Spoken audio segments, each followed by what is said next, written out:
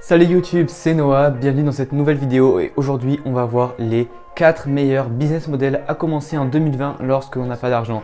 C'est parti!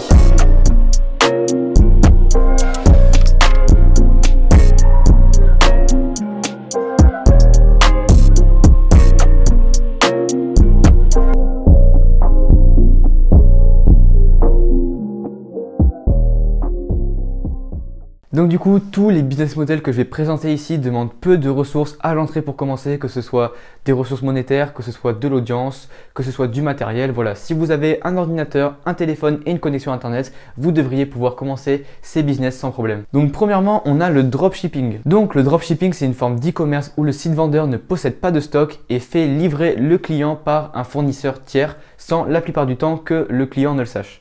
L'avantage du dropshipping, c'est que du coup, vous ne possédez pas de stock et du coup, vous êtes tranquille pour tout ce qui est la logistique qui est liée avec la gestion du stock et également en termes que ce soit monétaire ou logistique parce que voilà, vous n'avez pas besoin de dépenser de l'argent pour acheter du stock et prier pour que tout s'écoule. Voilà, vous achetez uniquement lorsque quelqu'un a acheté.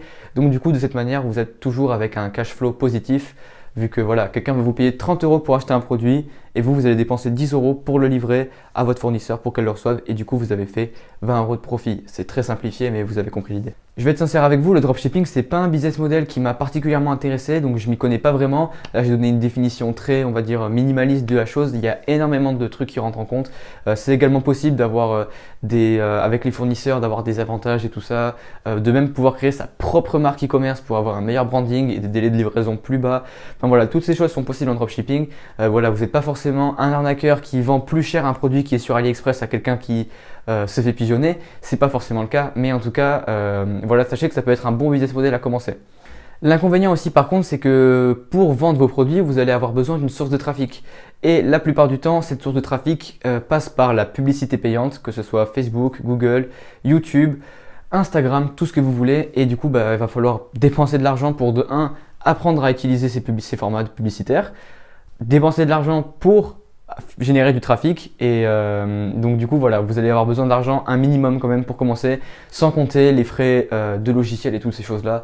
Mais voilà, après sachez qu'aucun business model ne commence avec vraiment 0 € à partir du moment où vous êtes un peu sérieux. Vous commencez forcément à investir dans des logiciels ou dans des choses qui vont vous être nécessaires pour justement mettre en place le business. Mais bon, comparé à des business traditionnels où il faut par exemple faire une levée de fonds ou alors faire un crédit à la banque pour pouvoir commencer, on reste sur des coûts très bas. Donc ensuite, le deuxième business model que je voulais vous présenter, c'est le SMMA, donc Social Media Marketing Agency. Et donc du coup, ça consiste à avoir en gros en français une agence de marketing digital.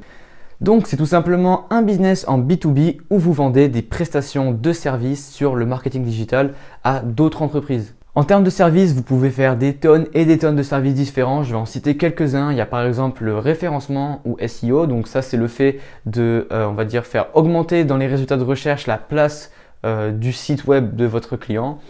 Pour forcément, voilà, plus on est haut dans les résultats de recherche, logiquement, plus il y a de trafic lorsque la personne tape certains mots-clés. On a le social media management, donc la gestion des réseaux sociaux. Ça, c'est un service qui est top pour les débutants parce que vraiment tout le monde peut faire ça. Voilà, tout le monde peut faire ce service et ça consiste à gérer les réseaux sociaux de vos clients. Donc ça consiste à faire des publications, les programmer et faire grossir un petit peu le compte Instagram, le compte Facebook, l'animer et voilà, être actif dessus pour les entreprises parce que la plupart des chefs d'entreprise sont loin d'avoir le temps d'utiliser ces réseaux sociaux. Ils sont aussi un peu paumés, la plupart du temps, on va pas se mentir, ils sont pas tous ultra connectés. Il y en a un, évidemment, et ça dépend aussi de l'industrie dans laquelle vous êtes. Mais voilà, la plupart du temps, niveau réseaux sociaux, ils sont pas ultra chauds et donc du coup, vous êtes là justement pour les aider à faire ça et à grossir et à augmenter leur visibilité. Vous pouvez également faire de la publicité en ligne, moi c'est ce que je fais et en fait ça consiste à faire du coup de la publicité sur Facebook ou Google ou YouTube ou TikTok ou Snapchat, en fait tous les formats que vous voulez. Mais en gros ça consiste à faire de la pub pour l'entreprise pour augmenter le chiffre d'affaires de la boîte et vraiment générer des clients. Souvent c'est couplé avec la création de tunnels de vente qui consiste, c'est un procédé marketing qui consiste à convertir avec des étapes bien précises un prospect en client à l'entreprise. Et ça, c'est ce que je fais parce que l'avantage de ce service, c'est que vous apportez un vrai retour sur investissement financier à la boîte et du coup, vous pouvez être payé beaucoup plus cher que, on va dire, avec un service que tout le monde peut faire comme la gestion de réseaux sociaux. Le SMMA, ça a été le premier business que j'ai commencé. C'est d'ailleurs le business auquel je suis toujours en train de travailler dessus. Et en fait, ce que j'aime avec ce business model, c'est qu'il est très long terme et j'ai beaucoup aimé ça en fait. C'est que vraiment, voilà, ça a vraiment une vision long terme. Contrairement un peu au dropshipping où la plupart du temps, vous allez créer une boutique, la faire décoller un certain temps, puis elle va plus marcher. Du coup, vous allez créer une nouvelle boutique. Et en fait, votre job, c'est plus créer des nouvelles boutiques à la chaîne plutôt que de créer une marque qui va durer sur le long terme. Parce que c'est beaucoup plus dur de faire durer une marque e-commerce sur le long terme que à chaque fois de créer une nouvelle boutique. Et du coup, voilà, avec le SMMA, vous pouvez vraiment vous créer une clientèle, une expertise dans une industrie, dans une niche précise, vous faire un nom et créer un business de long terme qui va pouvoir durer 5, 10, 15, 20 ans. Et ce service sera toujours pertinent parce que voilà, les entreprises auront toujours besoin de plus de visibilité, de plus de clients, surtout à l'ère des réseaux sociaux qui est une guerre de l'attention. Et du coup, bah voilà, vous êtes là pour vous positionner là-dedans. Et même, comme je l'ai dit, la plupart des chefs d'entreprise sont un peu perdus avec tout ce qui touche Internet, mais pourtant c'est la solution la plus rentable qui existe actuellement. Et ces entreprises, la plupart du temps, elles utilisent des méthodes de communication qui sont vraiment dépassées, genre des flyers, des panneaux 4x3. Les panneaux 4x3, c'est genre les gros panneaux que vous voyez où il y a par exemple, je sais pas moi, Leclerc, du blanc de poulet, tu vois. Mais en fait, du coup, forcément, tout le monde on s'en fiche un peu maintenant. On est devenu hermétique à ces méthodes de communication et du coup, on fait très peu attention à ces méthodes. Alors que par contre, sur les réseaux sociaux, on est beaucoup plus attentif. Et quand on est, on va dire, bon dans ce qu'on fait, on est vraiment capable de vraiment faire des retours sur investissement énormes grâce aux réseaux sociaux. Il y a des gens, grâce à la publicité Facebook, qui font des millions d'euros par mois. C'est un truc de malade. Donc voilà pourquoi c'est une compétence qui a énormément de valeur et donc du coup, vous pouvez la faire payer très cher. L'inconvénient que je dirais par contre pour le SMMA, c'est que c'est, on va dire, assez brutal, on va dire, dans le sens où vous êtes dans le domaine du B2B, donc vous vendez des services d'entreprise à entreprise et voilà, vous allez vraiment devoir apprendre à avoir de bonnes compétences sociales, d'avoir de bonnes relations sociales, d'apprendre à gérer vos clients, de mettre en place des attentes, des processus pour pas que ça soit le bordel parce que je vous le dis, c'est un peu la jungle et vous pouvez vite vous faire dépasser et si vous chopez un client qui est horrible, vous n'avez pas mis en place les bonnes attentes, vous leur avez promis la lune et vous délivrez pas assez, enfin voilà, vous pouvez vraiment avoir, ça peut générer beaucoup de stress si par exemple on fait mal les choses et que tout simplement on fait… Comme je l'ai dit, on fait mal les choses et que du coup, voilà, vu que c'est des relations humaines, voilà, il faut être fort dans l'humain, il faut être quand même assez extraverti.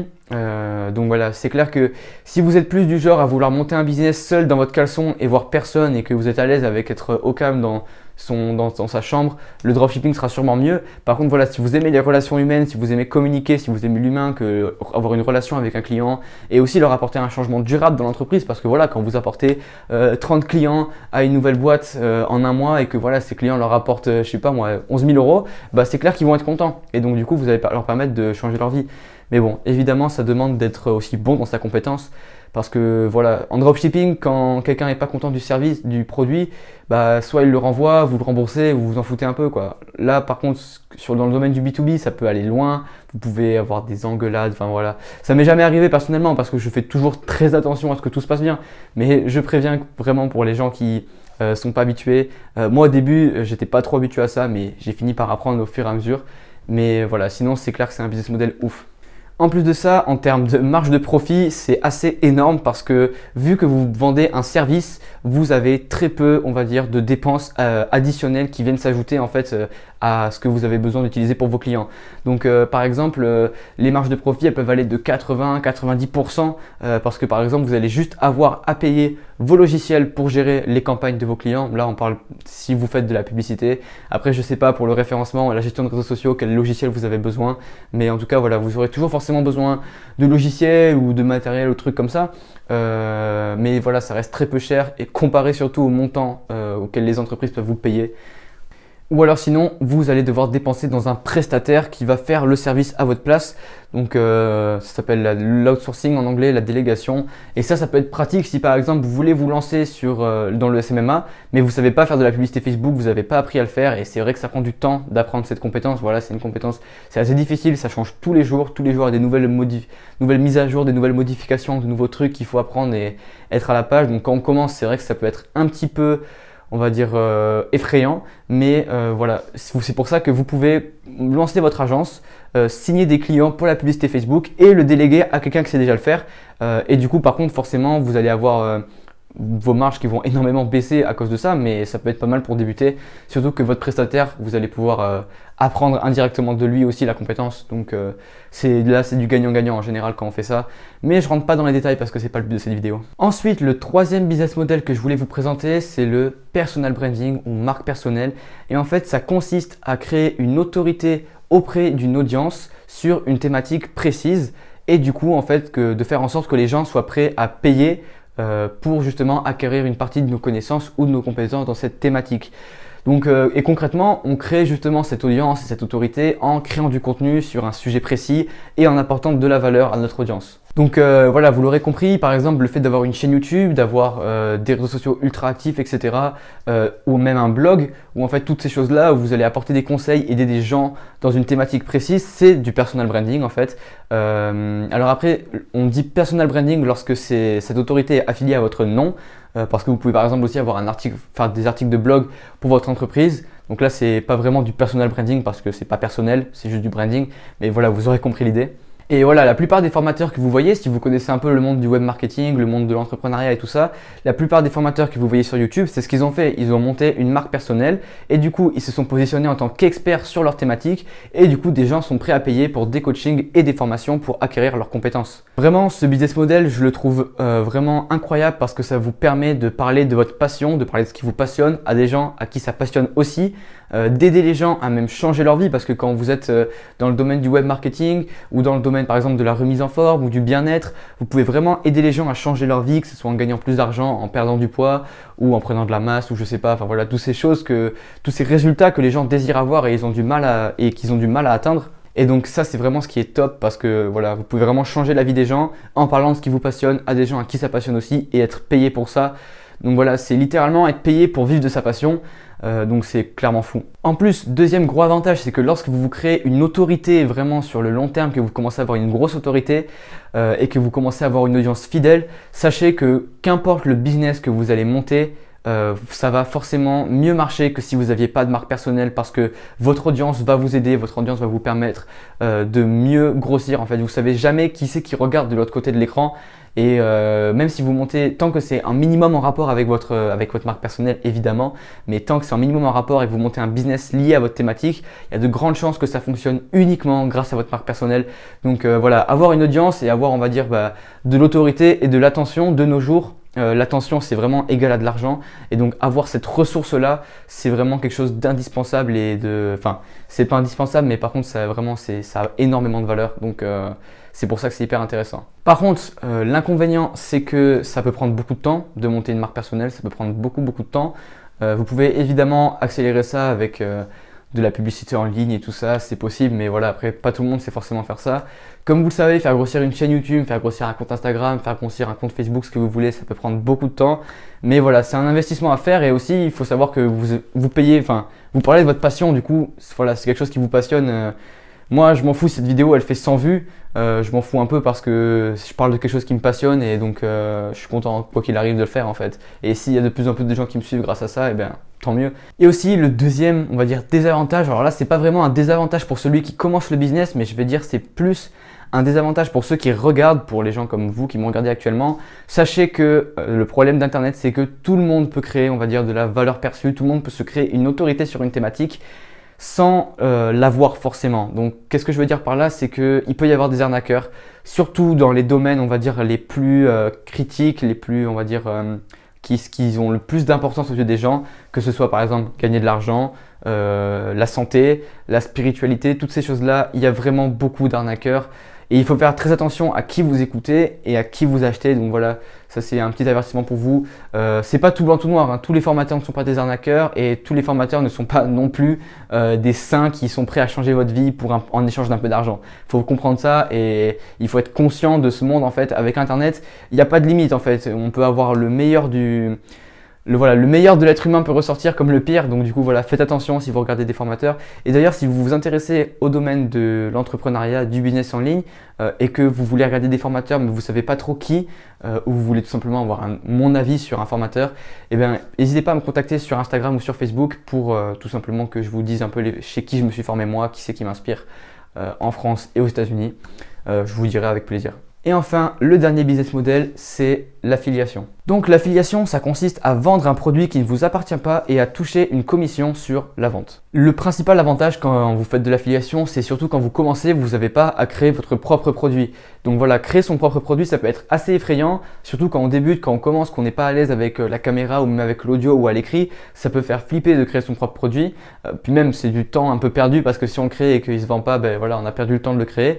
Là, voilà, vous pouvez être affilié à un produit qui a déjà prouvé sa valeur, qui a déjà montré qu'il apportait des résultats à votre audience et du coup vous pouvez le montrer à votre propre audience pour que cette audience justement achète ce produit via votre lien d'affiliation et de cette manière vous touchez une commission.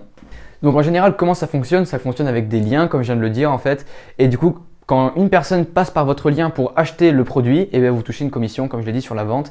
Et par exemple, vous voyez les youtubeurs tech, c'est-à-dire les youtubeurs qui présentent de nouvelles technologies, de nouveaux produits, etc. Mais souvent, ils vont vous prendre un produit, ils vont vous le présenter, ils vont vous montrer comment ça marche, avantages, inconvénients, etc.